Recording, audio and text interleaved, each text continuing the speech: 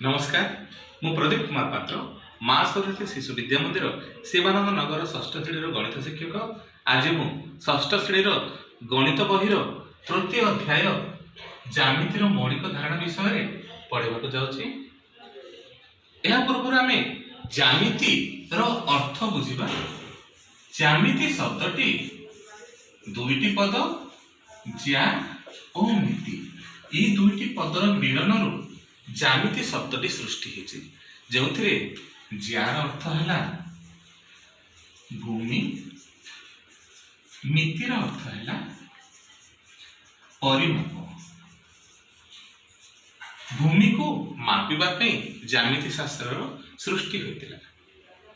कथार अच्छी जेतेबेले पूर्वपुरुष माने जाजाबर जीवन यापन छाड़ी नदी कूल स्थायी बसवास आरंभ कले सेतेबेले निजर चाष जमी निज बासगृहर आकार निर्धारण पाई से ज्यामिति शास्त्र आवश्यकता पड़ी थिला।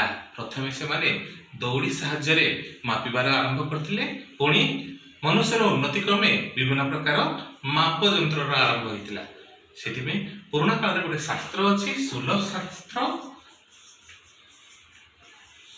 सुलभ शास्त्र अर्थ होछि दौड़ी साहाय्य मापिबार गोटे पुस्तक जो दौड़ी साहाय्य मापिबा विषय विभिन्न प्रकार तथ्य वर्णना करा जाय अछि। ज्यामिति रे मुख्यतः तीनोटी मात्रा अछि। सेही मात्रा तीनोटी हैला दैर्घ्य, प्रस्थ एवं उच्चता। जो ज्यामितिक चित्रर गोटे मात्रा थाए ताकू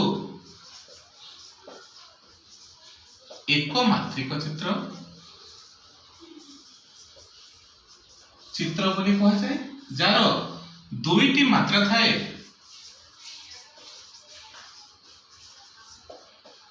ताकू दुई मात्रिक चित्र बोली कह जाए।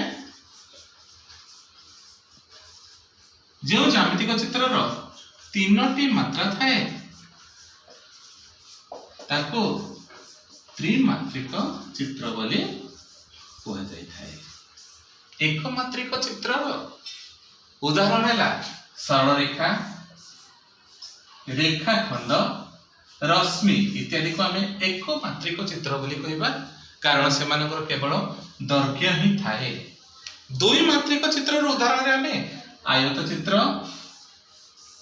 वर्ग चित्र करिपरिबा कारण एमानकर केवल दुईटी मात्रा अछि दैर्घ्य एवं प्रस्थ। ये होछि दैर्घ्य, ये होछि तार प्रस्थ। एमानकर दुईटी मात्रा थाए। त्रिमात्रिक चित्र जिते गुड़ाक घन वस्तु को आम त्रिमात्रिक चित्र बोली कहबा कारण से तीनोटी मात्रा थाए दैर्घ्य, प्रस्थ और उच्चता। उदाहरण सहित आयत घन, समघन इत्यादि। ज्यामितिर गोटे ज्यामितिक चित्र विषय पढ़ा जार ना हूँ त्रिभुज। त्रिभुज क्या कहा जाए? संज्ञा अनुसार तीनोटी बाहु द्वारा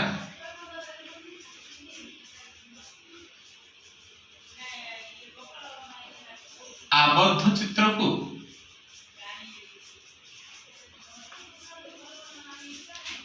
त्रिभुज बोली कहा जाए।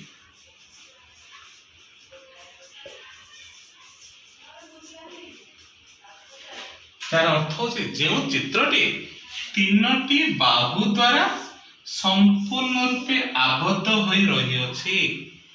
ए भीतर कौनसी गेप नाही, संपूर्ण रूपे परस्पर प्रति से माने आबद्ध होई रहिछथि।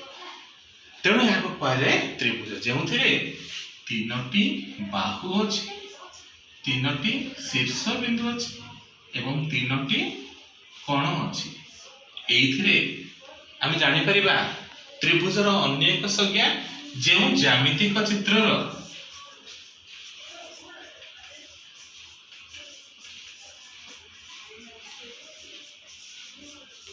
तीनोटी बाहु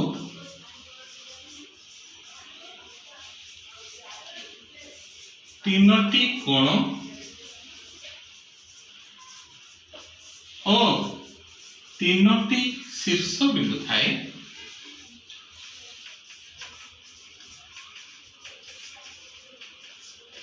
ତାହାକୁ ଆମେ ତ୍ରିଭୁଜ ବୋଲି କହିବା।